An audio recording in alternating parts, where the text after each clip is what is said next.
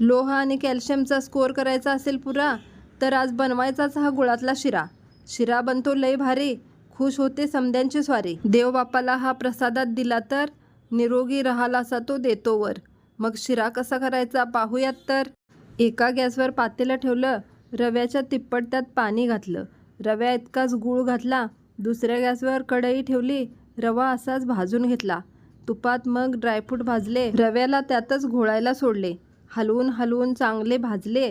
रवा असा चिडला, लाले लाल झाला. मी म्हटलं चिडू नको रे बाला, गूळ घालून उकळलेलं पाणी पाजते तुला. चिडून पाहिलं त्यानं मग आग ओकून, हळूच दिलं म्या त्यात पाणी टाकून. रवा असा चिडला, बडबड बडबड बडबडला.